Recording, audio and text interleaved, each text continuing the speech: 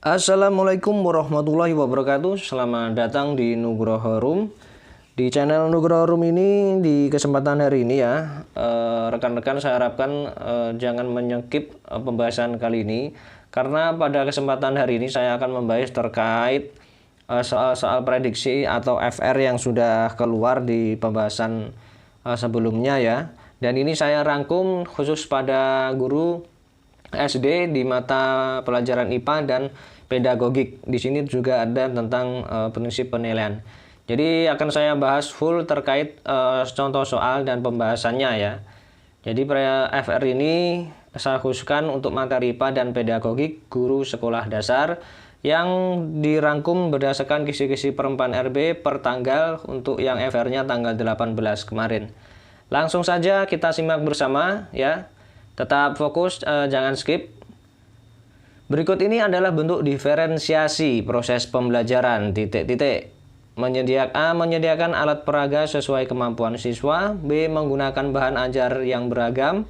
C. Menggunakan bahasa teknis sesuai kemampuan siswa. D. Membentuk kelompok kecil. Jadi bentuk diferensiasi itu adalah menyediakan alat peraga sesuai kemampuan siswa ya. A ya. Jadi dalam proses pembelajaran itu guru dapat melakukan diferensiasi. Diferensiasi itu persiapan ya, istilahnya menyediakan seperti halnya menyediakan presentasi yang bervariasi sesuai perbedaan gaya belajar, menggunakan aktivitas berjenjang, menyediakan pusat perhatian yang mendorong siswa mengeksploitasi bagian topik pembelajaran sesuai minat mereka, mengembangkan agenda personal setiap siswa, menyediakan alat peraga atau alat bantu lain untuk membantu siswa yang memerlukannya, dan juga menyediakan waktu belajar yang bervariasi.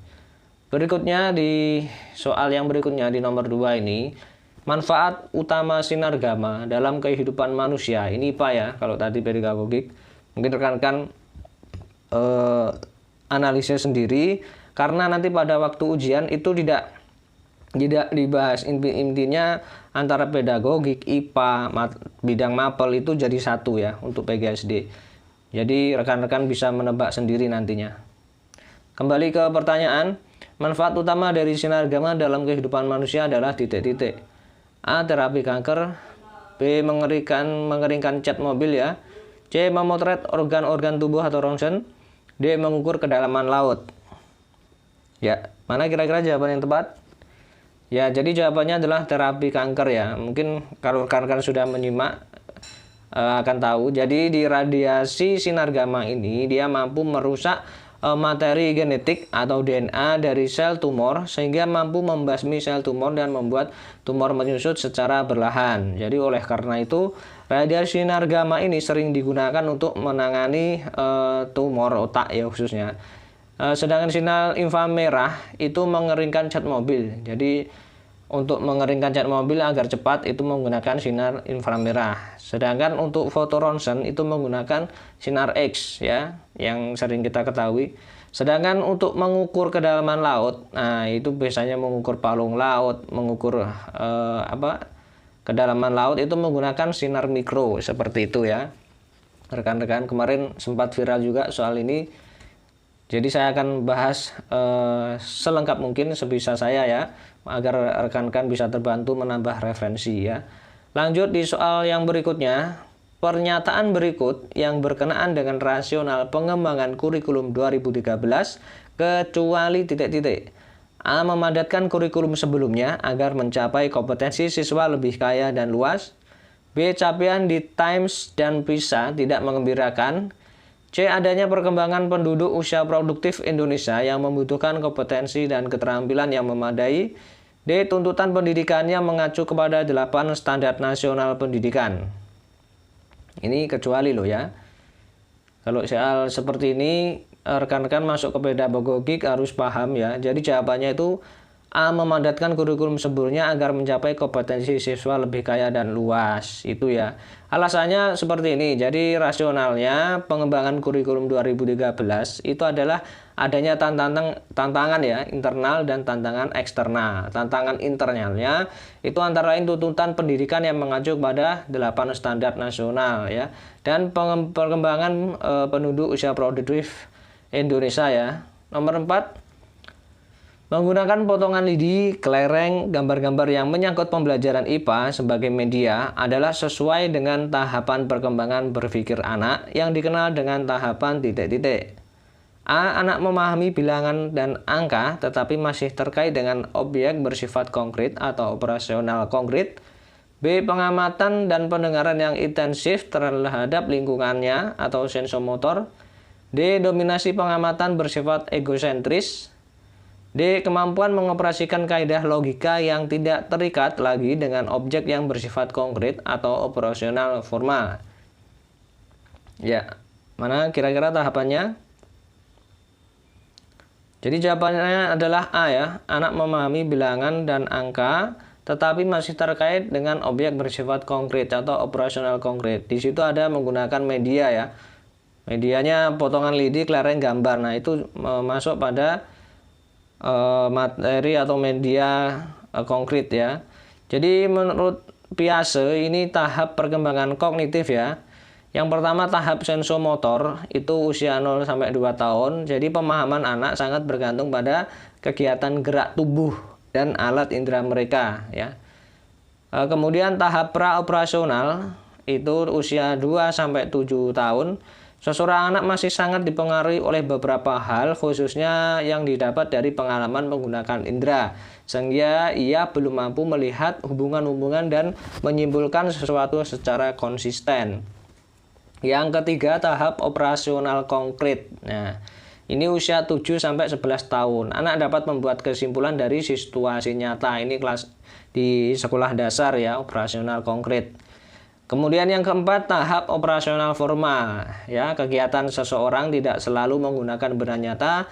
Tahap ini merupakan tahap terakhir dalam perkembangan kognitif ya, seperti kita ya, usia 12 tahun ke atas ya, untuk operasional formal seperti itu ya. Ini biasanya sering keluar untuk perkembangan peserta didik ya. Perkembangan berpikir kognitif. Kemudian kemampuan seorang peserta didik ya untuk membina hubungan dan kemampuan memotivasi dirinya termasuk dalam kecerdasan titik-titik. A. Kognitif, B. Sosial, C. Emosional, D. Moral. Mana masuk kecerdasan mana kira-kira?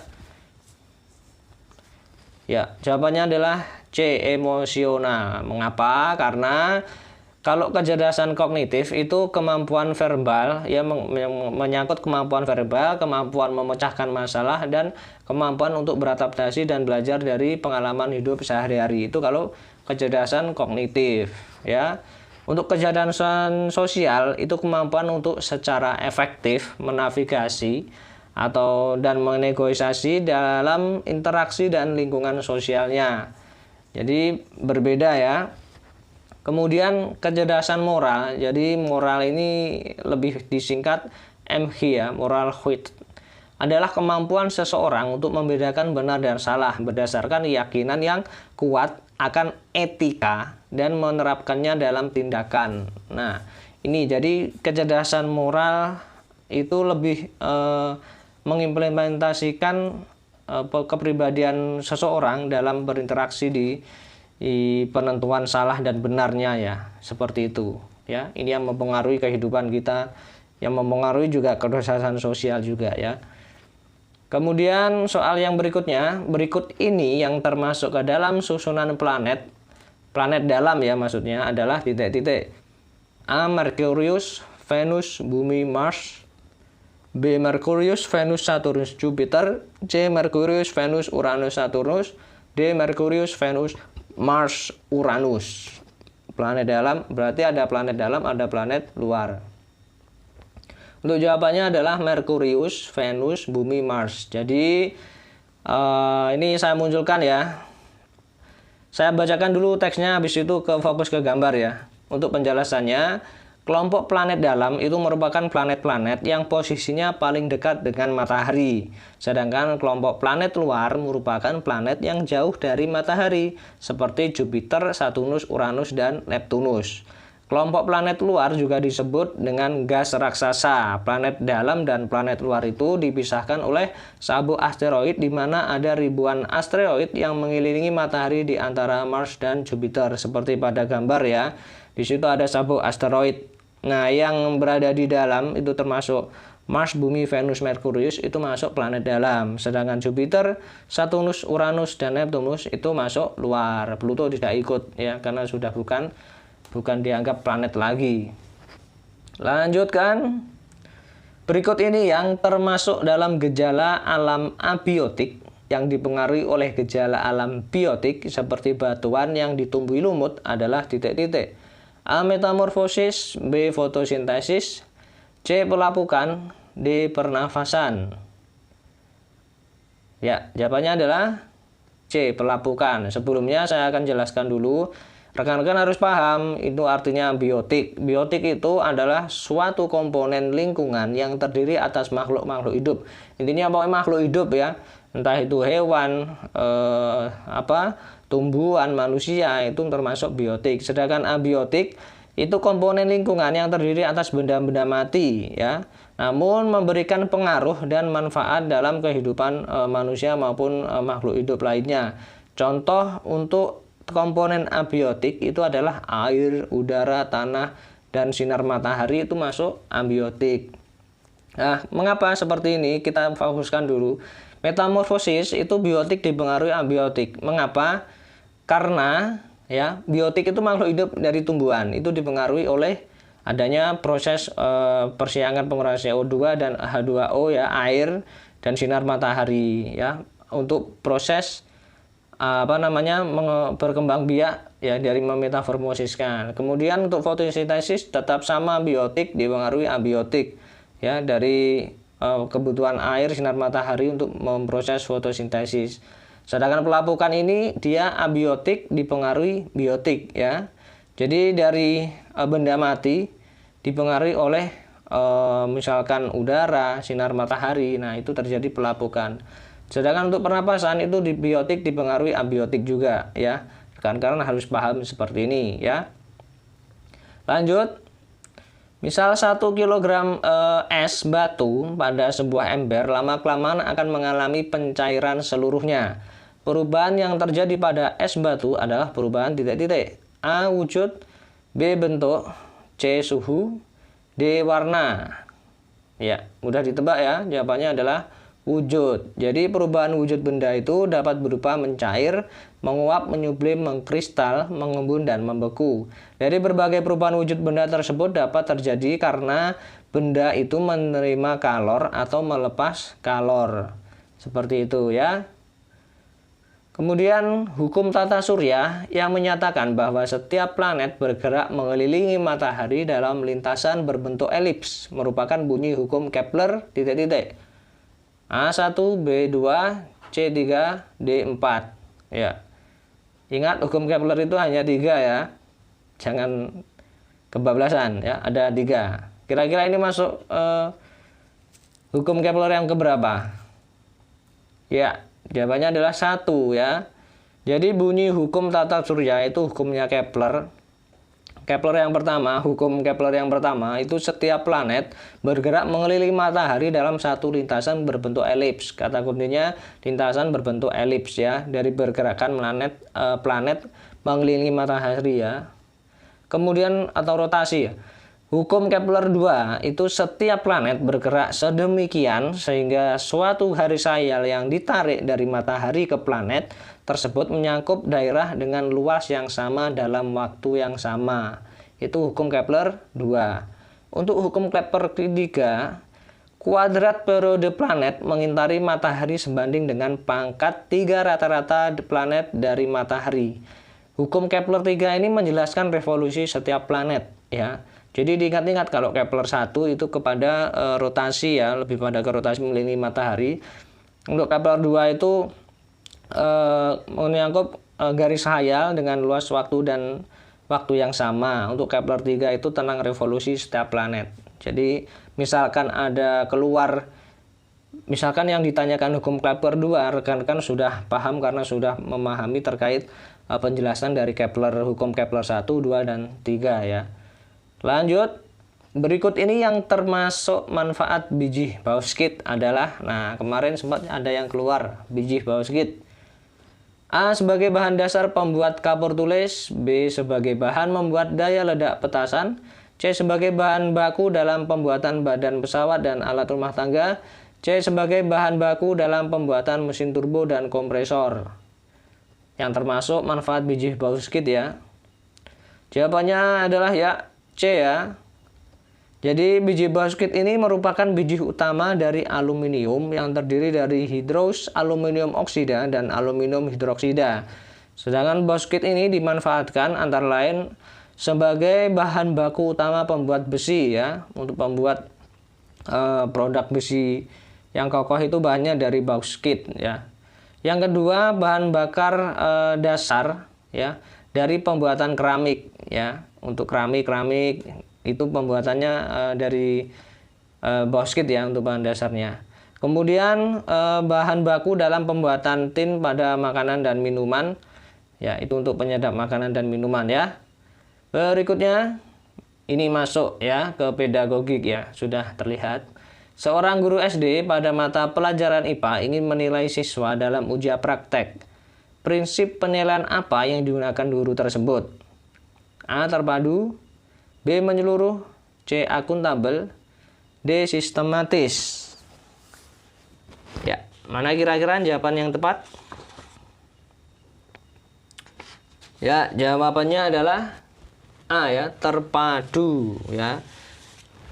Oke, penjelasannya. Jadi terpadu itu berarti penilaian oleh pendidik merupakan salah satu komponen kegiatan pembelajaran ya. Dalam hal ini, hasil penilaian benar-benar dijadikan dasar untuk memperbaiki proses pembelajaran yang diselenggarakan dari peserta didik. Jika hasil penilaian menunjukkan banyak peserta didik yang gagal, sementara instrumen yang digunakan sudah memenuhi syarat secara kualitatif, berarti proses pembelajaran kurang baik. Dalam hal demikian, pendidik harus memperbaiki rencana dan pelaksanaan pembelajaran. Ya, ingat beda soal ini ya, lihat konteks soalnya ya. Seperti itu ya. Saya kasih contoh lagi ini. Nah, seorang guru SD melakukan pembelajaran tentang perubahan wujud benda dan melakukan penilaian praktek dan menulis. Dalam hal ini guru termasuk melakukan prinsip penilaian titik-titik. A. Sahih, B. Adil, C. Terpadu, D. Menyeluruh. Ini jawabannya adalah D. Menyeluruh. Mengapa? Kalau kalian rekan-rekan cermati, di situ ada penilaian praktek dan menulis ya.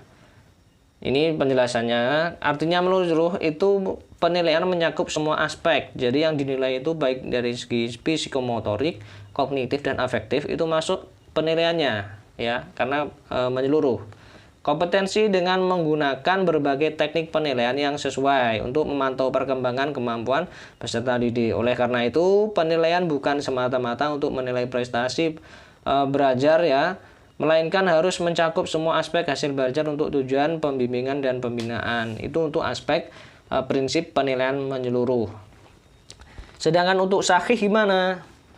Sahih itu artinya apa? Ya.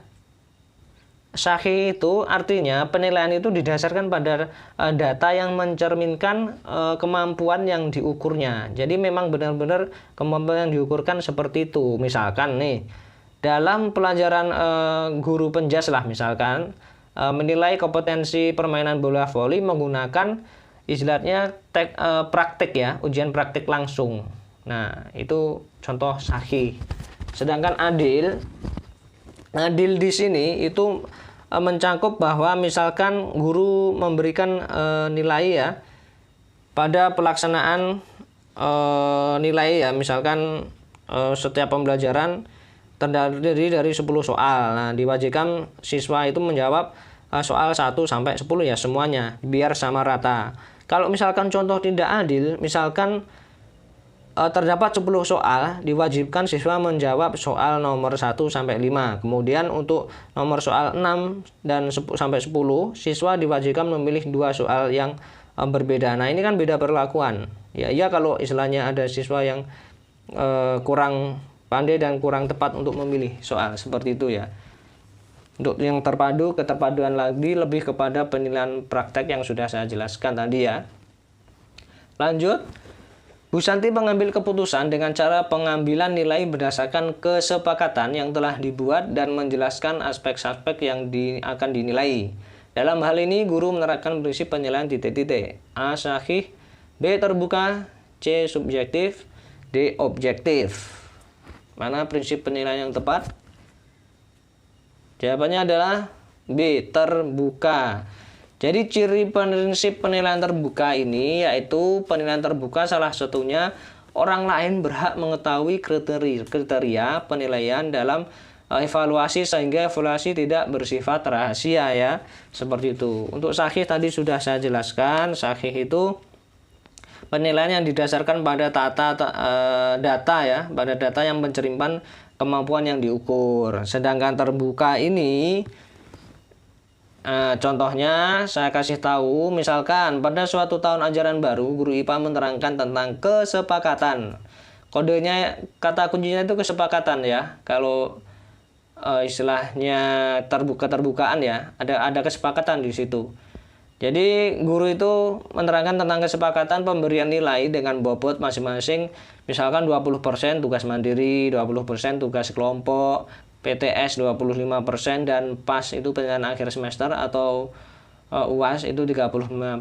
Nah, dari awal sudah disampaikan ada kesepakatan ya, seperti itu. Misalkan lagi guru menjelaskan aspek yang akan dinilai ya. Jadi siswa itu juga mengetahui prosedur penilaian yang diberikan oleh guru. Selain itu, orang lain juga berhak mengetahui kriteria penilaian dalam evaluasi ya, sehingga tidak bersifat rahasia dan tertutup ya. Seperti itu ya. Untuk rekan-rekan pahami. Itu untuk yang keterbukaan ya. Sedangkan subjektif ya. Untuk subjektif itu rekan-rekan saya rasa banyak yang tahu ya, tapi tidak ada salahnya saya jelaskan. Untuk subjektif itu, misalkan ketika ada perbedaan pandangan antara siswa dan guru atau individu lainnya, misalkan dari A, misalkan ya, saya kasih contoh ya. Misalkan Andi diberikan nilai 90 pada ujian praktek mencangkok karena Andi dekat tetangganya dengan Bu Santi misalkan. Nah, seperti itu. Jadi kalau ada unsur seperti itu masuk kepada subjektivitas. Ada lagi misalkan Andin salah satu siswa yang tercantik di kelas, sehingga pada mata pelajaran ujian praktek olahraga diberikan nilai 90 dan lebih tinggi daripada si Doni misalkan, atau mungkin si Gita yang nilainya di bawahnya walaupun menguasai materi. Itu sudah ada unsur subjektivitas. Nah, berbalik dengan penilaian prinsip penilaian objektif. Jadi penilaian yang bersifat objektif itu tidak memandang dan tidak membeda-bedakan latar belakang peserta didiknya ya. Namun melihat kompetensi yang dihasilkan oleh peserta didik bukan atas dasar siapa dirinya, siapa dirimu ya. Seperti itu ya. Jadi penilaian itu memang harus dilaksanakan secara objektif dan tidak dipengaruhi oleh subjektivitas penilai. Ya, ini untuk Bapak Ibu guru dan calon Bapak Ibu guru ya. Lanjut untuk soal yang terakhir ya, sepertinya. Peserta didik yang telah memiliki moralitas benar-benar diinternalisasikan dan tidak didasarkan pada standar-standar orang lain. Dia mengenal tindakan moral alternatif, menjajaki pilihan-pilihan, dan kemudian memutuskan berdasarkan suatu kode moral pribadi. Hal ini merupakan contoh perilaku perkembangan moral pada tahap titik-titik. Nah, perkembangan moral ini dari Kohlberg loh ya.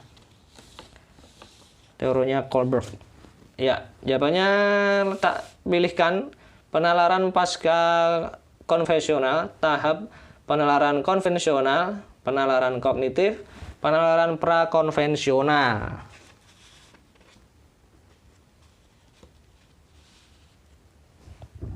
Jawabannya adalah A, yaitu penalaran pasca konvensional. Nah, ini tahap perkembangan moral itu menurut Kohlberg itu ada 3 ya. Jadi yang pertama itu prakonvensional. Itu anak usia 4 sampai 9 tahun. Kenapa kok tidak 0 sampai 2 tahun atau 3 tahun? Ingat, ini perkembangan moral, bukan perkembangan kognitif. Beda lagi, ini menurut Kohlberg. Kalau kognitif menurut Piaget ya. Jadi prakonvensional itu penilaian pada moralitas dari suatu tindakan fisik secara langsung. Itu anak usia 4 sampai 9 langsung 9 tahun ya. Jadi perlakuan moralitas itu langsung pada contoh tindakan fisik, misalkan memberi ya, saling berbagi, itu contoh moralitas tindakan fisik ya. Salim pada orang tua misalkan seperti itu ya. Kemudian saya jelaskan untuk penalaran konvensional ini lebih tinggi, usia 10 sampai 15 tahun.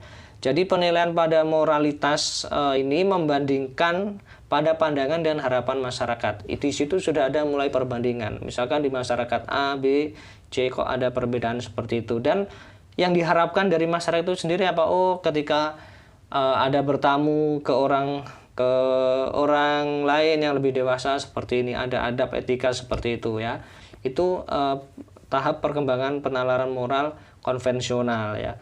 Kemudian yang terakhir pasca konvensional. Jadi penalaran pasca konvensional ini usia 16 tahun sampai dewasa sampai tua ya, dalam artian dewasa sekali. Internalisasi ya, artinya berkembang secara utuh, dan penilaian moral itu sudah tidak lagi tergantung pada orang lain. Misalkan seperti kita ya, ketika usia 16 tahun sudah mereka punya prinsip sendiri dan tidak tergantung pada penilaian moral orang lain. Loh, itu salah, itu benar. Mereka sudah bisa membedakan mana benar mana salah, dan memang benar-benar prinsip yang sudah dipegang teguh seperti itu ya. Baik, itu saja ya sekiranya pembahasan yang dapat saya sampaikan, semoga bermanfaat ya. Jadi rekan-rekan, saya harapkan tetap mendukung channel ini dengan like, subscribe, dan komen, dan bisa berbagi ke rekan-rekan dan bunyikan lonceng notifikasinya agar rekan-rekan juga tahu mengikuti perkembangan apa yang saya upload ya. Itu saja yang dapat saya sampaikan. Saya terima kasih untuk telah menyimak belajar bersama di Nugroho Room. Saya akhiri, wassalamualaikum warahmatullahi wabarakatuh.